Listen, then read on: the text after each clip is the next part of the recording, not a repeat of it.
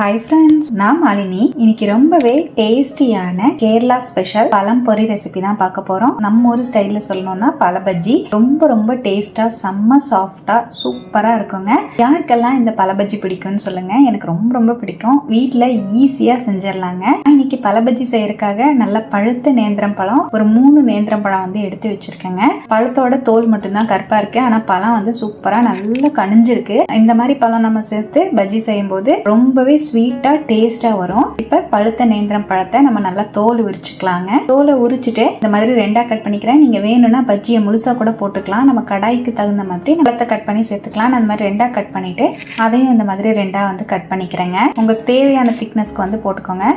ரொம்ப சன்னமாவும் இல்லாம ரொம்ப திக்காவும் இல்லாம இந்த மாதிரி மீடியம் திக்னஸ்ல பழத்தை கட் பண்ணி எடுத்தோம்னா நம்ம பஜ்ஜி சாப்பிடும் போது மாவோட சேர்த்து சாப்பிடும் போது ரொம்ப டேஸ்டா இருக்கும். பாருங்க, நான் எல்லா பழத்தையும் இந்த மாதிரி கட் பண்ணி எடுத்துட்டேன். இது அப்படியே இருக்கட்டும். பஜ்ஜி பொரிக்கிறதுக்கு ஆயில் வந்து கடாயில சூடுபடுத்திக்கலாங்க. நல்லா சூடாகட்டும்.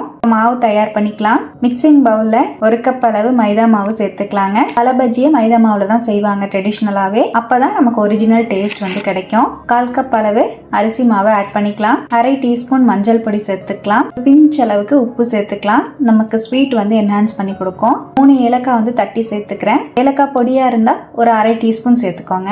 1 டேபிள் ஸ்பூன் சர்க்கரை சேர்த்துக்கலாங்க. நான் வெள்ளை சர்க்கரை சேர்த்திருக்கேன். நீங்க வேணும்னா நாட்டு சர்க்கரையோ இல்ல வெள்ளத்தை கூட சேர்த்துக்கலாம். இதோடவே 1/2 கப் அளவு இட்லி மாவு சேர்த்துக்கலாம். இட்லி மாவு, தோசை மாவு எது வேணாலும் நம்ம ஆட் பண்ணிக்கலாங்க. நம்ம இன்னைக்கு பேக்கிங் பவுடர், பேக்கிங் சோடா எதுவுமே சேர்க்க போறது கிடையாது. அதனால நல்லா ஃப்ளஃபியா நமக்கு பந்து போல வர்றதுக்காக நம்ம இட்லி மாவு வந்து சேர்க்க போறோம். இட்லி மாவையும் சேர்த்து நல்லா மிக்ஸ் பண்ணிக்கலாங்க. ரொம்ப புளிப்பு இருக்கிறது சேர்த்திடாதீங்க, டேஸ்ட் மாறிடும். நம்ம நார்மலா இட்லி ஊத்தும் போது எந்த அளவுக்கு அனுபவமோ அந்த அளவுக்கு புளிப்பு இருந்தா போதும். இந்த மாதிரி கலந்து விட்டுட்டேன். இதோடவே 1 கப் அளவு தண்ணியை கொஞ்சம் கொஞ்சமா சேர்த்து மாவு நல்லா கரைச்சிக்கலாம். நமக்கு மாவு பாத்தீங்கன்னா தோசை மாவு மாதிரி இருக்கணும். தோசை மாவு மட்டுமே கொஞ்சம் கெட்டியா இருக்கணும். நம்ம நார்மலா பஜ்ஜி போடுற மாவு கன்சிஸ்டன்சில இருக்கணும்.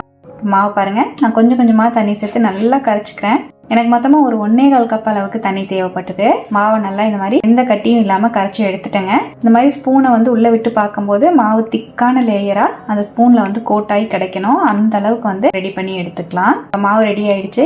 இப்ப நம்ம கட் பண்ணி வச்சிருக்கிற ஒவ்வொரு பழத்தையுமே மாவுல இந்த மாதிரி நான் டிப் பண்ணி எடுத்துக்கிறேன். இப்ப ஸ்பூன்ல நல்லா ஃபுல்லா முங்குற அளவுக்கு பழத்தை ஃபுல்லா கோட் பண்ணி எடுத்துட்டேன். நம்ம கோட் பண்ணி எடுத்தோம்னா பழமே தெரியல பாருங்க.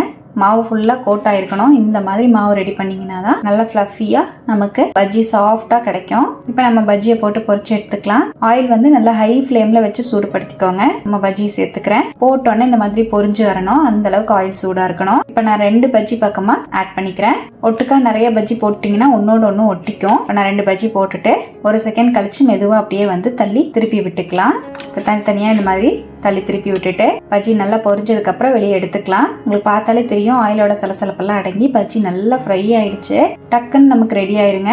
பழங்கிறனால நமக்கு சீக்கிரமாவே வெந்துடும். நமக்கு மேல இருக்கிற மாவும் பாத்தீங்கன்னா நல்லா சீக்கிரமா வெந்துடும். இப்ப நம்ம பஜ்ஜி சூப்பரா ரெடி ஆயிடுச்சு. உங்களுக்கு பார்த்தாலே எனக்கு தெரியும் நல்லா ஃப்ளஃபியா சூப்பரா உப்பி வந்திருக்கு. நல்லா இந்த மாதிரி கலர் வந்ததுக்கு அப்புறமா எடுத்துக்கலாம். நம்ம இதுல மஞ்சள் பொடி சேர்க்கறனால மஞ்சள் பொடியோட ஸ்மெல் எல்லாம் வராது. நம்ம லைட்டா அந்த கலருக்காக தான் சேர்க்கிறோம். உங்களுக்கு வேண்டாம்னா நீங்க அது கூட ஸ்கிப் பண்ணிருங்க. அவ்வளவுதான்.